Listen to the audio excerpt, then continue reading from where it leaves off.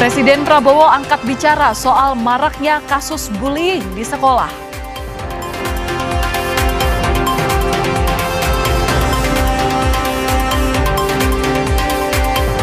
Dua orang meninggal dan 27 orang hilang akibat longsor yang menerjang Banjarnegara, Jawa Tengah. Ratusan orang mengungsi.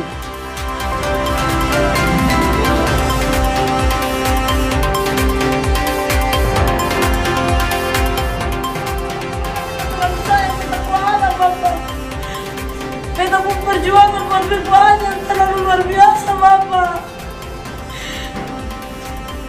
Beta yang minta Bapak keluar, jabat tangan dan beta saja, itu saja. Kalau Bapak masih punya hati. Ibu almarhum Prada Luki menangis saat meminta ingin bertemu dengan Komandan Batalion 834 Wakangamere yang menjadi saksi di sidang kematian putranya.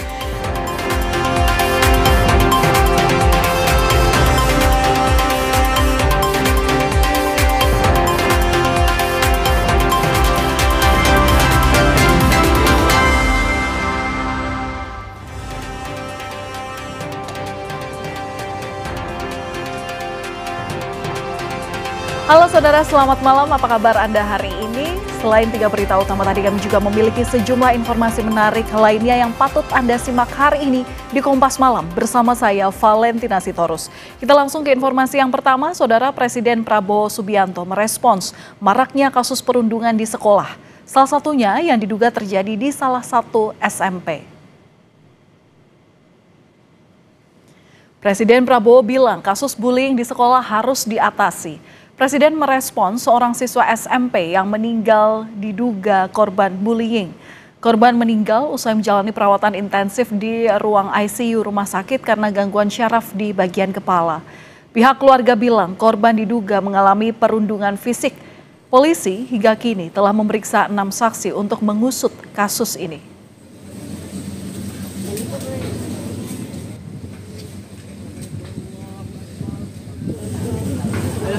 Terbaru ada di Tangsel, ya, itu harus kita atasi, ya. Menteri Pendidikan Dasar dan Menengah Abdul Muti menyiapkan mitigasi untuk mencegah kekerasan atau perundungan di sekolah. Hal ini merespons dugaan perundungan di SMP di Tangerang Selatan yang mengakibatkan seorang pelajar meninggal meski ia mengaku belum dapat laporan. Penanganan itu kan nanti kita akan menerbitkan Permen Dikdasmen untuk memperbaiki permen yang sebelumnya. Nanti kita akan bentuk tim yang ada di sekolah-sekolah dengan pendekatan yang lebih humanis, komprehensif dan partisipatif. Nanti melibatkan orang tua, melibatkan murid dan juga masyarakat sehingga berbagai kekerasan yang selama ini terjadi mudah-mudahan tidak terulang lagi di masa-masa yang akan datang. Saudara, seorang siswa SMP di Tangerang Selatan yang diduga menjadi korban perundungan meninggal setelah sepekan dirawat di rumah sakit. Polisi telah memeriksa 6 saksi untuk mengusut kasus ini.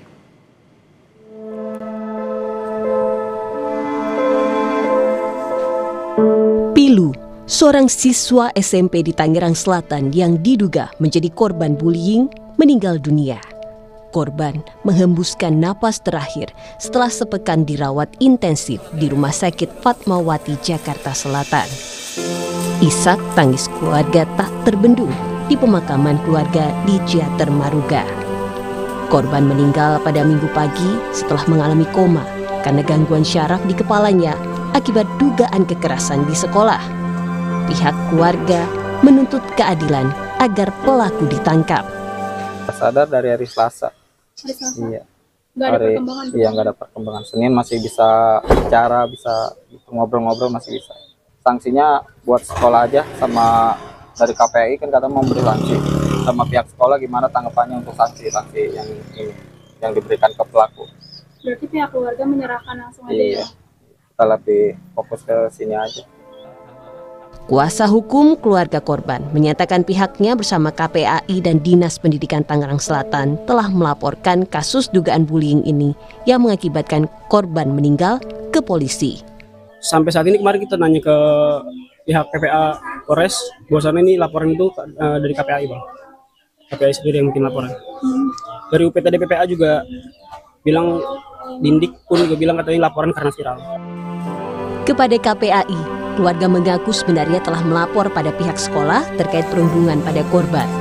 Menurut KPAI, semestinya pihak sekolah langsung merespon sejak pertama kali ada laporan tindakan bullying.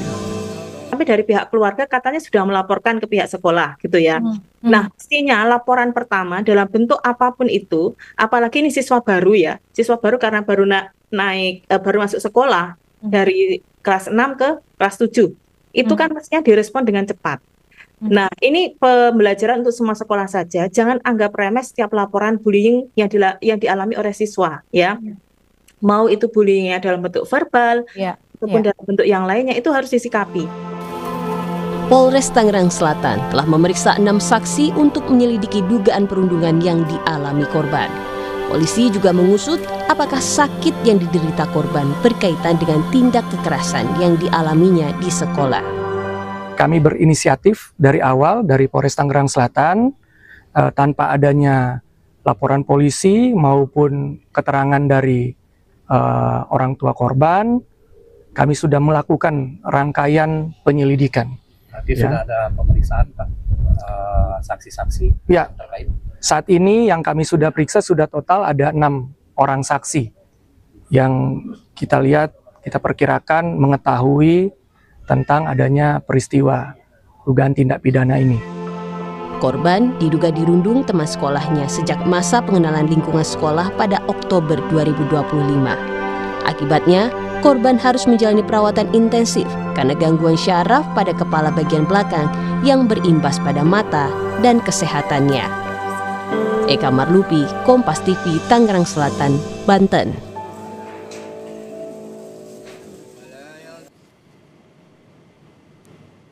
Saudara, istri penasehat khusus Presiden Bidang Politik dan Keamanan Wiranto dimakamkan di Solo, Jawa Tengah. Almarhumah Rugaya Usman meninggal dunia pada Minggu sore.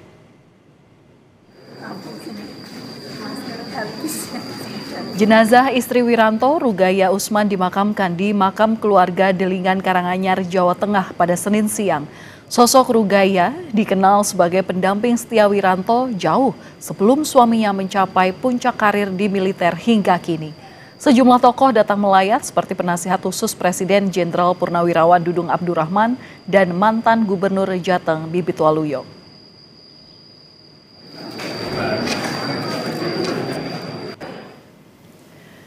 Wiranto mengungkap kondisi sang istri tercinta yang sempat dirawat di RSPAD Gatot Subroto. Wiranto bilang almarhumah sempat dinyatakan membaik dan pulang ke rumah dan berobat lagi ke Bandung. Wiranto juga mengenang kebersamaan dirinya dan almarhumah istri yang baru merayakan usia pernikahannya yang ke-50 tahun. Memang keluarga mengharapkan bahwa Ibu Uga Wiranto ya telah bersama-sama saya 50 tahun ya, baru kemarin kita merayakan ulang tahun perkawinan emas ya. Kita harapkan memang bisa bersama-sama keluarga, bisa mengasuh anak cucu ya, sampai usia yang sangat lanjut. Kita ke sorotan lain, saudara. Bencana longsor di Dusun Situkung, Banjarnegara, Jawa Tengah membuat ratusan warga mengungsi, sementara puluhan korban masih dalam pencarian. Korban longsor di Banjarnegara tersebar di sejumlah titik pengungsian seperti kantor kecamatan, gedung haji Desa Pringamba, dan Gor Desa Beji. Data dari BPBD, jumlah pengungsi hingga Senin 17 November 2025 mencapai 917 orang yang tersebar di 3 titik. Warga mengaku longsor ini terjadi secara beruntun.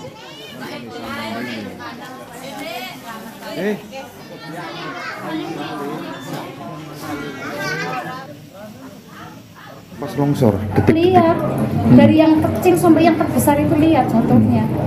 Terus yang besar itu jatuh, saya lari ambil anak saya, kan pas itu udah berangkat ngaji. Saya ambil, saya gendong, terus saya bawa lari ke hutan sama anak saya yang sudah 18 tahun.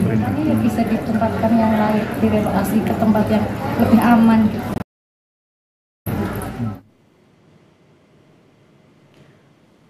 Detik-detik longsor memicu kepanikan warga Desa Pandanarum, Kecamatan Pandanarum, Kabupaten Banjarnegara, Jawa Tengah pada Sabtu lalu. Longsor ini dipicu hujan deras yang mengguyur daerah itu selama lebih dari 13 jam. Longsor menimpa 30 rumah warga, lahan persawahan, dan area perkebunan.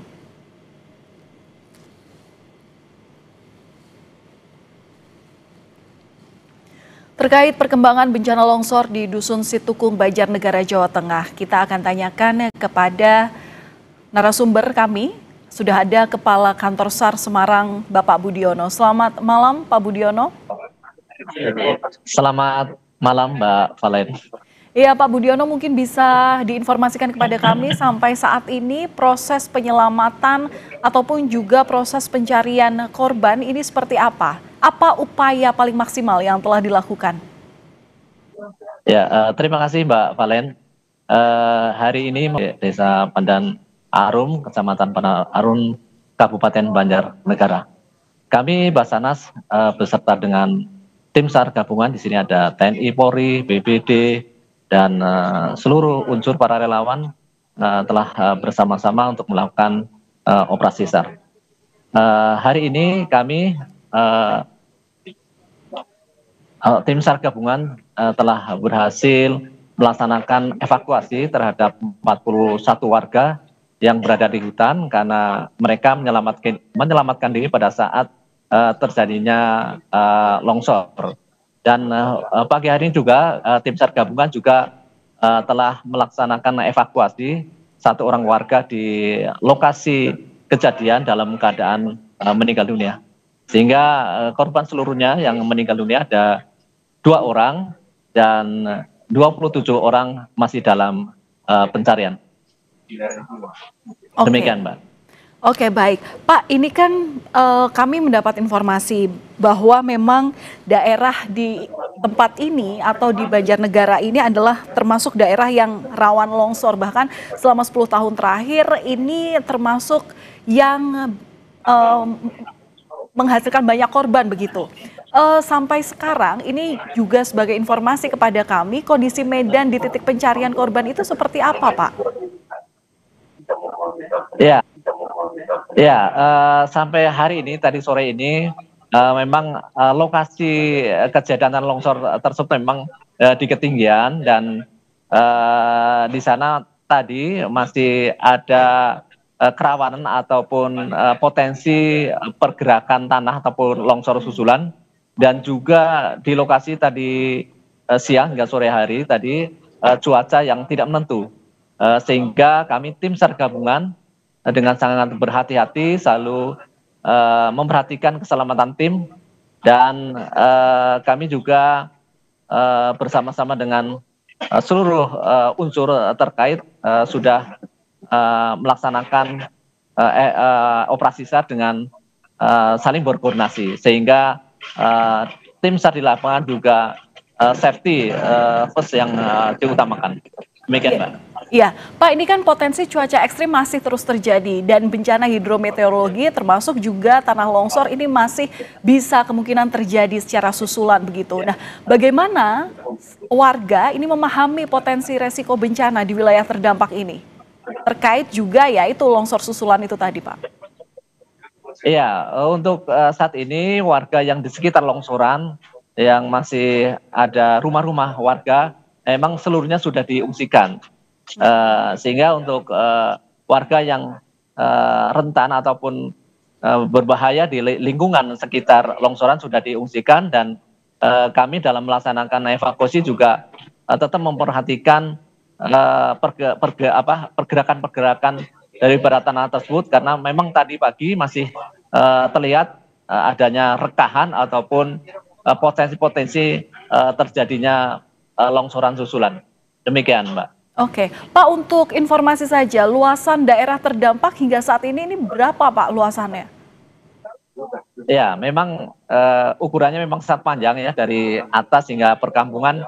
Kalau kita lihat diameternya 100 hingga 100 meter persegi itu dimungkinkan masih lebih ya, karena memang dari mahkotanya sampai ke kampungnya itu cukup panjang dan cukup lebar, sekitar ya 100 meter ya. untuk lebar dan panjangnya. Jadi cukup parah dan rumah-rumah juga banyak yang tertimpa oleh longsoran tanah yang memang kemarin terjadi di lokasi tersebut. Oke, Pak, singkat saja, ini kan Gubernur Jawa Tengah juga mengimbau untuk dilakukan percepatan relokasi. Ini juga sebagai langkah mitigasi ataupun juga penanganan. Nah, upayanya dari tim SAR gabungan ini seperti apa untuk proses relokasi tersebut? Singkat saja, Pak. Iya, kami tim SAR gabungan memang khususnya untuk klasternya adalah search and rescue dalam pencarian pertolongan. Jadi nanti terkait dengan relokasi itu memang nanti dari unsur lain ataupun unsur terkait yang membidangi terkait dengan relokasi. Jadi kami dari tim Basarnas dan tim SAR gabungan masih fokus untuk pencarian dan pertolongan terhadap korban yang masih 27 orang dalam pencarian. Oke, baik. Terima kasih sudah berbagi informasi bersama kami di Kompas Malam Kompas TV, Kepala Kantor SAR Semarang, Bapak Budiono. Salam sehat selalu, Pak. Terima kasih. Terima kasih. Saudara, kami akan kembali usai jeda dengan informasi mengenai tim SAR kini masih fokus mencari 7 orang yang dinyatakan hilang akibat longsor di Cilacap, Jawa Tengah.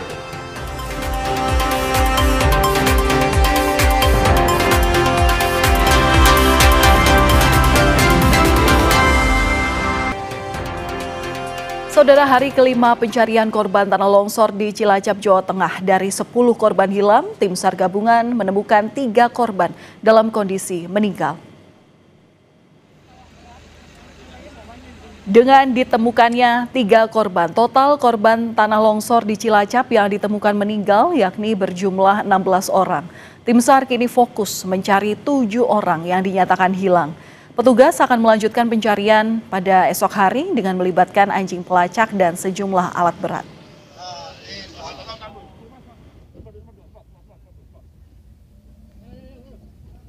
Pada pukul 05.30 besok kami akan menerbangkan drone, melakukan mitigasi awal dan melakukan deteksi dini terhadap seluruh area yang terdampak, memungkinkan demi keselamatan seluruh tim SAR gabungan. Yang kedua, setelah dinyatakan aman dalam area pencarian, maka kami seluruh tim SAR gabungan TNI Polri mengerahkan anjing pelacak ataupun K9 untuk mendeteksi sekiranya dalam timbunan tanah ada indikasi korban dapat ditemukan. Setelah K9 kami turunkan, maka kami menggerakkan alat berat. Sejumlah alat berat dikerahkan untuk mencari korban hilang akibat longsor yang menerjang Desa Cibenying, Cilacap, Jawa Tengah. 2 alat berat tambahan dikerahkan masing-masing dari Dinas Pekerjaan Umum Cilacap dan Dinas Bina Marga Provinsi Jawa Tengah.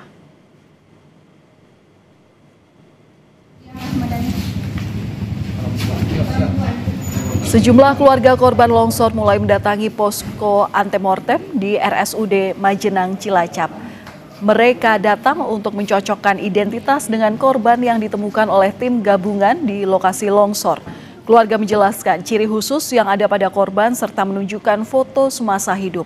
Usai dicocokkan, jenazah kemudian diserahkan kepada keluarga untuk dimakamkan.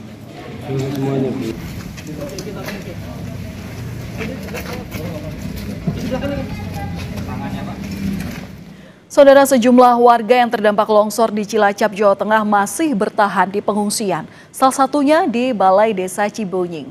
Warga menanti kepastian tempat tinggal pasca bencana. Dan berikut liputan jurnalis Kompas TV Rahma Piliang dan juru kamera Bimo Wicaksana dari Cilacap, Jawa Tengah. Saudara, warga terdampak dari longsor di Desa Cibenying, Majenang, Jawa Tengah ini mengungsi di beberapa tempat, begitu ada di rumah keluarganya dan ada juga di Balai Desa Cibenying di tempat saya melaporkan ini. Dan ini adalah situasi dari pengungsian yang diberikan oleh pemerintah setempat begitu ya, dan di sini memang terlihat beberapa dari warga memilih untuk mengungsi di sini begitu, dan mereka akan tidur atau bermalam di sini dan juga akan diberikan bansos begitu, bantuan-bantuan dan juga dilengkapi semua kecukupan dari korban atau warga terdampak di longsor Desa Cibening, Majenang, Jawa Tengah ini. Dan kita akan mencoba untuk mewawancara salah satu warga terdampak begitu ya. Saat ini saya sudah bersama dengan salah satu warga terdampak. Selamat malam Bapak. Selamat malam. Bapak, maaf namanya siapa Pak? Bapak Kuswadi. Bapak di sini mengungsinya sudah sejak kapan Bapak? Dari sejak kejadian satu malam dari sampai ini malam ketiganya gitu. Baik, Bapak boleh diceritakan kalau lokasi rumah Bapak itu dengan lokasi longsor itu seperti apa Pak? Kalau lokasi saya persis di depan kejadian yang kena dampak itu pas RT 2 RW 5 itu yang kena dampaknya di depan rumah, tapi ya aku yang kena menghadapi kena hibasnya lah gitu. Jadi kami terpaksa ikut mengungsi karena kepanikan itu keadaan cuaca seperti itu gitu. Baik. Kalau untuk aktivitas sehari-harinya seperti apa Bapak? Apakah full semuanya di pengungsian atau Bapak balik atau seperti apa? Kalau saya kegiatan sehari-hari ya aktivitas di kampung, cuma ini hanya di waktu malam aja, apalagi situasi keadaan hujan. Harus kita kumpul, tinggalkan semua rumah itu dikosongkan waktu malam, apalagi di cuaca lagi hujan gitu. Terkait relokasi Bapak atau pindah gitu dari lokasi yang saat ini rumah Bapak itu bagaimana dari pemerintahnya Bapak? Oh tergantung, itu belum ada instruksi. Kalau menurut pemerintah, kalau memang disiapkan tempat ya kami siap-siap saja gitu. Iya. Itu saudara wawancara saya bersama salah satu warga terdampak yang mengungsi di Balai Desa Cibening di Kecamatan Majenang, Cilacap, Jawa Tengah ini. Kita berharap begitu ya untuk para pengungsi di sini mendapatkan fasilitas yang layak dan juga dapat segera mendapatkan rumah untuk kembali bersama keluarganya. Rahma Piliang, Bimeo Caksana, Kompas TV, Cilacap, Jawa Tengah. Dan bagaimana perkembangan di hari kelima pencarian korban tanah longsor di Cilacap, Jawa Tengah? Kita akan tanyakan langsung ke Kasih Ops dan Siaga Kantor SAR Cilacap, ada Priyo Prayuda Utama. Selamat malam Pak Priyo. Selamat malam.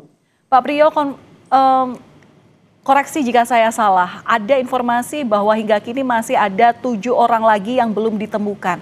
Nah, apakah tim sudah mengerucutkan daerah pencarian terkait hal ini? Baik, betul. Kami sampaikan bahwa hingga hari kelima hari ini, kami telah berupaya memaksimalkan seluruh sumber daya yang ada dengan beberapa strategi pencarian, di mana mulai setengah 6 pagi kami menurunkan tim asesmen awal, yaitu menggunakan drone, ya, dilanjutkan juga dengan tim K9 kita kerahkan untuk menyisir titik-titik yang dicurigai adanya korban, dan dilanjutkan penggalian menggunakan alat berat serta penggunaan Alcon untuk di tempat-tempat atau lokasi-lokasi yang tidak bisa dijamah oleh alat berat, dilanjutkan dengan penggunaan alat-alat ekstrikasi dan manual. Sehingga pada hari ini, hari kelima ini, alhamdulillah kami tim SAR gabungan seluruhnya berhasil mengevakuasi lagi 3 orang dalam keadaan meninggal dunia dan langsung dievakuasi menuju RSUD Majenang. Oke, Pak, artinya untuk korban yang hari ini ditemukan 3 orang itu lokasinya masih terpencar-pencar, alias belum bisa dikerucutkan menjadi satu wilayah kecil saja begitu? Untuk pencarian besok juga tentu pengaruhnya. Betul, jadi hari ini kami mengevakuasi 3 orang korban dari satu site. Jadi kita pencarian hari ini ada 4 site, yaitu A1, A2, B1, dan B2. Di mana worksite A ataupun sektor A ini adalah Dusun Cibuyut, dan di sektor B adalah Dusun Pan. Dan kami menemukan 3 korban ini di satu lokasi di worksite A2 di Dusun Cibuyut. Demikian. Oke, Pak, melihat dari proses pencarian korban evakuasi yang sudah dilakukan sampai 5 hari terakhir ini, apakah kesulitan yang dihadapi oleh tim SAR? Baik, dari hari pertama sampai saat ini Kesulitan kami saat ini adalah akses, di mana tanah di lokasi kejadian ini sangat jenuh dengan air. Dan kami tim SAR gabungan khususnya pemerintah telah melaksanakan segala upaya, salah satunya adalah dengan modifikasi cuaca. Kita kemarin hari keempat ini sempat benar-benar hanya gerimis sekali saja di sore hari, namun pencarian tetap bisa maksimal. Nah, di hari ini walaupun sudah dilakukan modifikasi cuaca, namun sekitar jam 3 sore tadi sudah turun hujan. Karena langit terlalu gelap. Dari data cuaca yang kami dapat dari BMKG pun memang cuacanya sedang cuaca ekstrim. Ini sangat berpengaruh dengan proses kami melaksanakan evakuasi. Karena alat berat sendiri tidak bisa masuk akhirnya untuk maksimal melaksanakan pengerukan. Demikian, Mbak. Iya, apakah wilayah longsor ini sebelumnya juga sudah teridentifikasi sebagai zona rawan, Pak? Lantas apa langkah mitigasi yang diambil? Baik. Terkait apakah ini sudah masuk ke zona rawan, tentu ini merupakan lereng-lereng ya yang memang sudah ditempati oleh masyarakat, sehingga dari pemerintah sendiri terus melaksanakan sosialisasi dan penghimbauan kepada masyarakat untuk berhati-hati. Demikian, Mbak. Oke, imbauan apa Pak singkat saja yang bisa menjadi alarm bagi warga sekitar di sana untuk menjauhi daerah-daerah yang rawan longsor di cuaca ekstrem seperti ini? Ya, jadi untuk himbauan-himbauan masyarakat, kita menghimbau seluruhnya untuk memperhatikan cuaca ya dan mengetahui titik-titik evakuasi sementara apabila terjadi hujan ekstrim dan cuaca ekstrim lainnya. Nah, ini tentu perlu kerjasama oleh perangkat desa untuk menentukan rencana kontingensi masing-masing desa untuk di mana tempat lokasi apabila terjadi cuaca-cuaca ekstrim yang memungkinkan terjadinya longsoran ataupun banjir. Demikian. Baik, terima kasih sudah berbagi informasi bersama kami di Kompas Malam. Kasih Ops dan Siaga Kantor SAR Cilacap, Bapak Priyo Prayuda Utama. Terima kasih sudah berbagi informasi. Salam sehat selalu, Pak. Terima kasih. Terima kasih. Saudara Kepala BNPB Suharyanto menargetkan seluruh warga di zona rawan longsor Cilacap, Jawa Tengah sudah direlokasi pada Desember 2025. Sementara BMKG mengimbau warga mewaspadai hujan sepekan ke depan di lokasi longsor.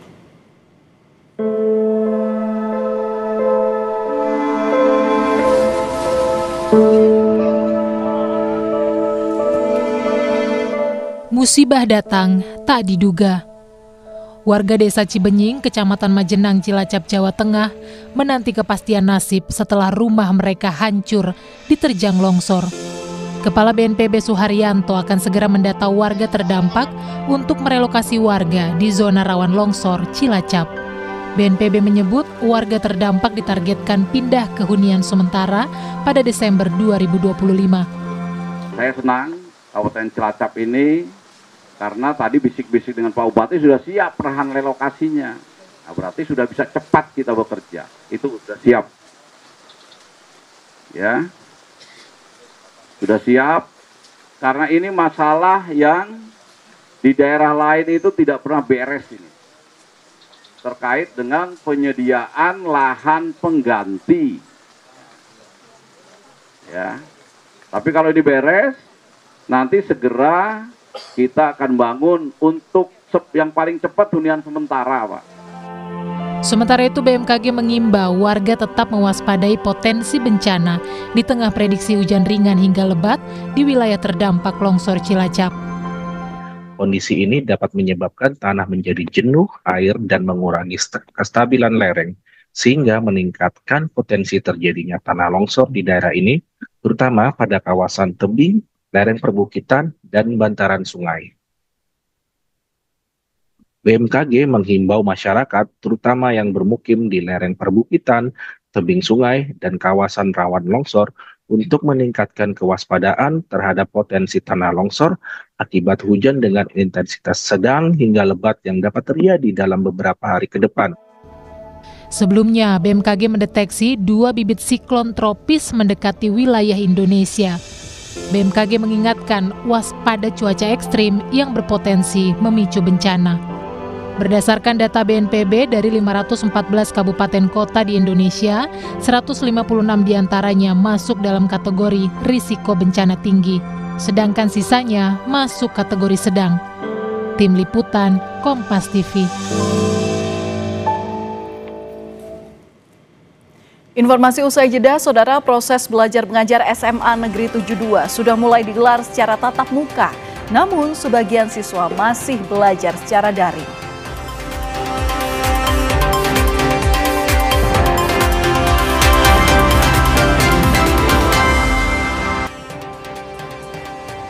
Terima kasih Anda masih bersama kami di Kompas Malam. Saudara, Presiden Prabowo Subianto meluncurkan 200.000 lebih smartboard atau papan tulis interaktif untuk seluruh sekolah di Indonesia. Prabowo berharap melalui smartboard ini, siswa punya akses dalam mempelajari ilmu dan berbagai bahan pelajaran yang diperlukan.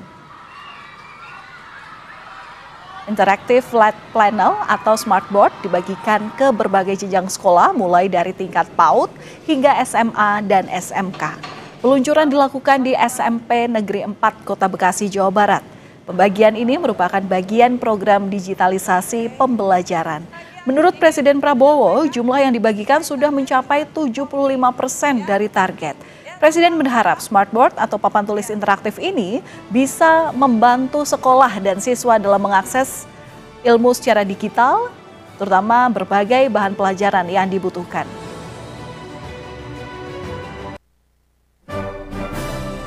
Program ini sudah kelihatan tanda-tanda potensi keberhasilan. Ya, kita tidak puas, jangan cepat puas. Konten harus tambah dan kita harus berjiwa besar. Kita harus terbuka, cari konten terbaik dari manapun di dunia, belajar dari siapapun. Nanti saya minta Dikdasmen bikin tim mengkaji dan membuat penyesuaian bahan-bahan konten animasi dari manapun, disesuaikan supaya bisa diterima oleh anak-anak kita di seluruh Indonesia.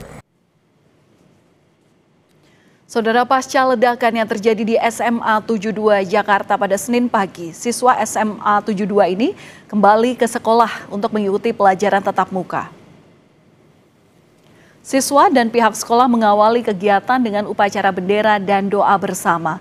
Meski sebagian sudah kembali bersekolah, masih ada sebagian siswa SMA 72 Jakarta yang memilih untuk mengikuti pembelajaran secara daring.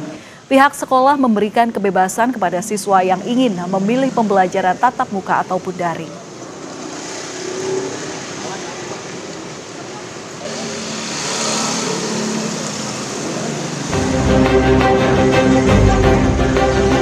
Proses belajar mengajar SMA Negeri 72 sudah mulai digelar secara tatap muka. Meski telah digelar tatap muka, namun sebagian siswa masih memilih pembelajaran secara daring karena masih trauma. Selain trauma, sejumlah siswa masih menjalani perawatan di rumah sakit.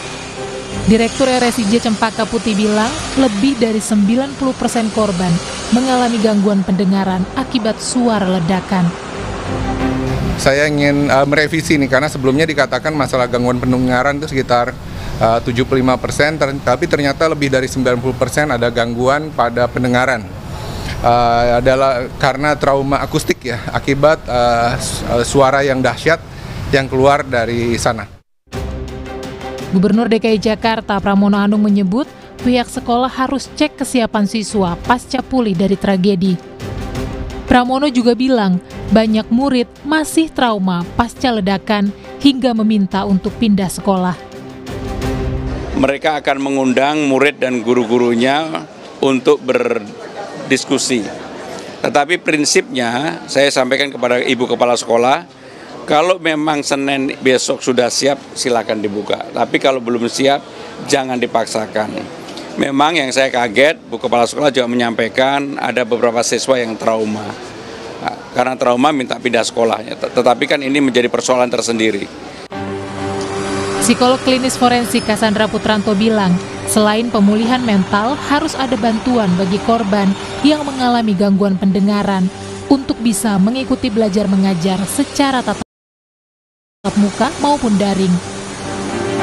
Yang jelas tentu harus ada bantuan sesuai kebutuhan. Jadi apabila misalnya memang ada masalah pendengaran, ya tentu harus ada bantuan dan dukungan terkait kondisi ini. Nah, tetapi kan kembali lagi ada masalah-masalah lain ya, misalnya ada luka-luka yang lain, kemudian mungkin juga ada yang pada mata atau mungkin pada rasa takut sendiri yang akhirnya bisa panik, cemas dan lain sebagainya. Nah, semua itu betul-betul sangat tergantung kepada hasil assessment dan untuk mengetahui setiap anak punya kebutuhan yang berbeda-beda dan itu yang harus diterima.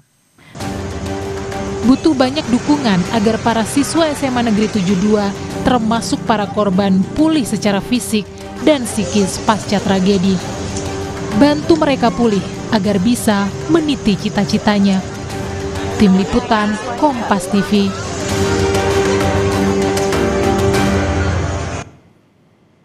Dan saudara, untuk membahas soal gangguan pendengaran yang dialami sejumlah siswa korban ledakan di SMA Negeri 72 Jakarta, kita akan berbincang dengan dokter spesialis THT Rumah Sakit Puri Cinere, Dr. Tri Yuda Airlangga. Selamat malam, dokter. Selamat malam, Mbak Valen. Iya, Dokter Angga, ini disebut dari Direktur Rumah Sakit Islam Cempaka Putih bahwa mayoritas atau 90% korban ini mengalami gangguan pendengaran akibat suara ledakan. Nah, apa efek yang paling terasa bagi korban? Ya, pasti kita harus lihat dulu gejalanya apa yang didapat dari masing-masing pelajar tersebut ya. Mungkin gejalanya bisa dia telinganya berdenging, bisa jadi telinganya rasanya penuh, jadi tidak mendengar. Nah, kadang-kadang dia kesulitan mendengar suara yang kita lihat dari derajat gangguan pendengaran ya. Kalau tadi dibilang 90%, saya berpikir pasti ada sesuatu yang gangguan pendengaran kita bilang berat, sangat berat ya. Nah, tuh bisa juga sampai kesulitan memahami percakapan. Jadi kalau pelajar ini ada gangguan pendengaran berat, dia pasti akan, kalau gurunya berkomunikasi dia harus karena dengarnya jadi berkurang tuh, Mbak Valen. Jadi juga dia pasti akan, dan juga bisa jadi dia ada keluhan-keluhan yang lain, sakit kepala, lelah lah segala macam. Memang harus kita pastikan dulu nih seberapa derajat gangguan pendengaran tersebut. Tadi yang dikatakan di rumah sakit tersebut gangguannya udah hampir 90 sekian persen, lagi kita harus pastikan dulu itu kita biasanya kita masih dalam tahap observasi itu untuk memastikan ada apakah semuanya ada, karena kemungkinan bisa aja dia terjadi macam-macam itu Mbak Valen, resiko-resikonya.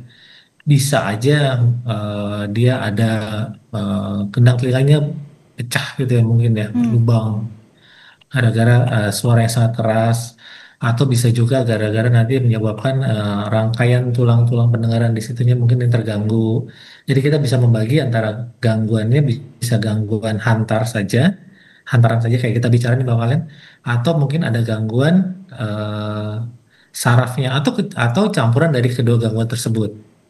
Oke. Tapi kan kita berharap mereka ini masih panjang sekali pendidikannya, umurnya, dan masih tergolong muda begitu untuk ya melakukan kegiatan sehari-hari.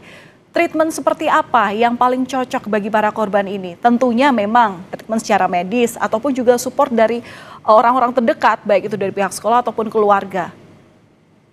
Ya, jadi kita lihat memang betul tergantung dari gangguan yang terjadi. Misalnya gangguannya berat atau gangguan ringan, kita bisa menggunakan mungkin kalau gangguannya berat kita bisa menggunakan alat bantu. Iya, dokter. Alat bantunya seperti apa gitu kan ya. Sorry, saya pikir putus. Alat bantu dengar, atau mungkin bisa dengan tindakan operasi untuk memulihkan keadaan gendang telinga yang berlubang tadi.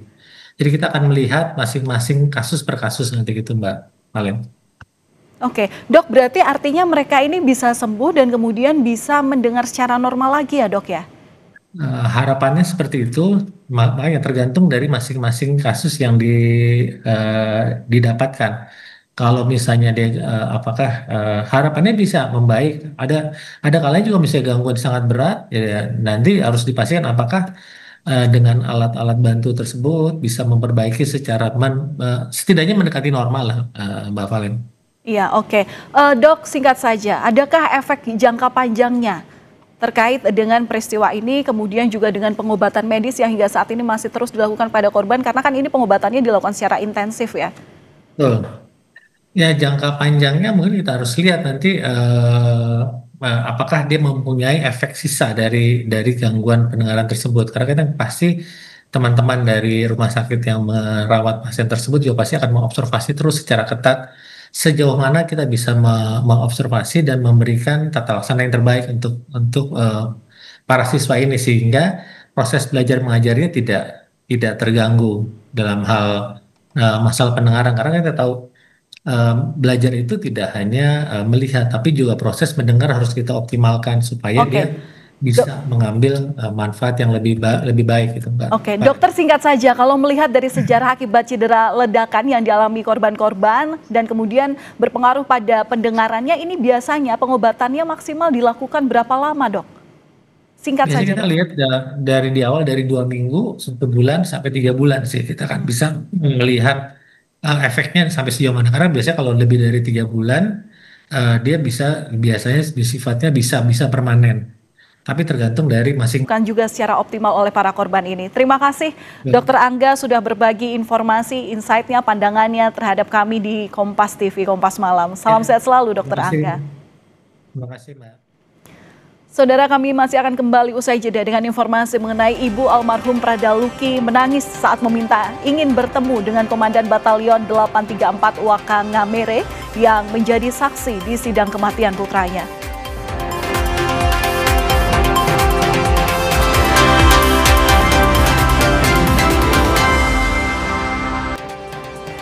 Saudara, ibu almarhum Pradaluki menangis saat meminta bertemu dengan Komandan Batalion 834 Waka Ngamere yang menjadi saksi di sidang kematian putranya.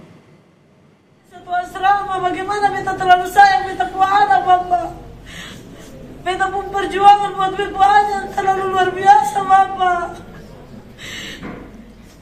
Sepriana Paulina Mirpei, ibu Pradaluki Namo, duduk di depan ruangan khusus untuk para saksi sambil memohon bertemu Danyon 834 Waka Ngamere, Letkol Infantri Justik Handinata yang ada di dalam ruangan. Sepriana ingin mendengar langsung kasus kekerasan yang mengakibatkan kematian Pradaluki. Namun keinginan Sepriana tak tercapai.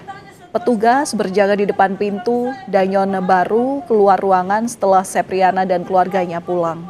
Terlalu luar biasa Bapak.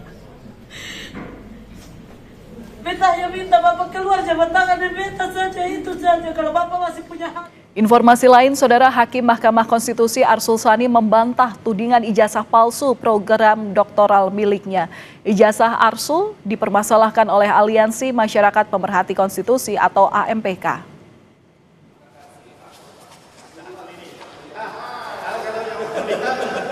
Yang mau lihat nanti silakan aja lah. Inilah, ini diberikan. Arsul Sani membantah tudingan ijazah palsu dengan menunjukkan ijazahnya ke hadapan wartawan.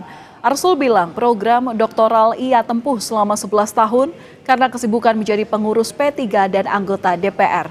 Arsul bilang di 2011 ia memulai program doktoral di Glasgow Caledonian University, Inggris. Karena kesibukan, ia memutuskan untuk melanjutkan dan mentransfer SKS yang diperoleh sebelumnya ke Collegium Humanum Warsaw Management University di 2020.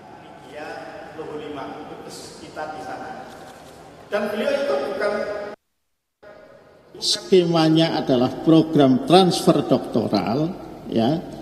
Maka apa yang sudah saya capai, ya, di Glasgow Caledonian University itu kemudian diakui. Di sanalah diberikan, ya, di sanalah diberikan ijazah asli itu. Ijazah itu saya copy, malah dibantu copy oleh KBRI dan kemudian saya legalisasi. Tadi legalisasi itulah yang saya pergunakan juga untuk melengkapi berkas administrasi ketika teman-teman di Komisi 3 sebagian itu mendorong saya untuk juga ikut proses seleksi hakim konstitusi itu.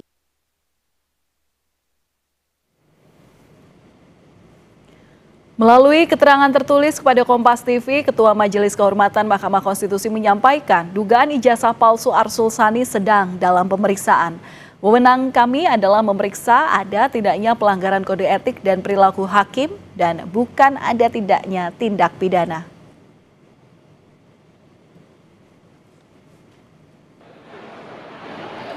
Sebelumnya, Aliansi Masyarakat Pemerhati Konstitusi atau AMPK melaporkan Arsul Sani ke Bareskrim Polri atas dugaan penggunaan ijazah palsu pada Jumat lalu. AMPK melapor berbekal bukti pemberitaan pengusutan kampus di Polandia, tempat Arsul Sani menyelesaikan studi doktoralnya.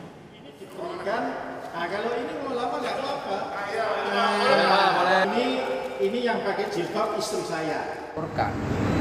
Salah satu hakim Mahkamah Konstitusi dari inisial AS yang diduga memiliki atau menggunakan ijazah palsu. Itu yang kami dapatkan atau yang kami terima. Salah satunya itu adalah pemberitaan terkait dengan penyelidikan salah satu Komisi Pemberantasan Korupsi yang ada di Polandia yang coba untuk melakukan pemeriksaan terkait dengan legalitas kampus, di mana salah satu hakim berkuliah mendapatkan titel S3 di tahun 2000. Saudara, kami akan kembali usai jeda dengan informasi mengenai pasien yang terpaksa dievakuasi lantaran atap sebuah klinik diterjang puting beliung. Informasinya usai jeda hanya di Kompas Malam.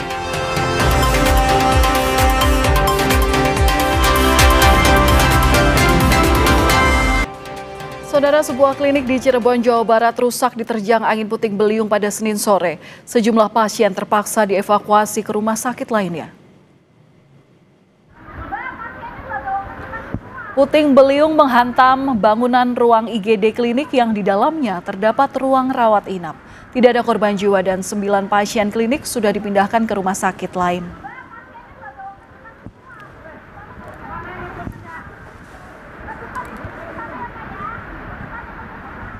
Dan kami tutup Kompas Malam sampai di sini. Terima kasih sudah menonton. Saya Valentina Sitorus pamit. Sampai jumpa.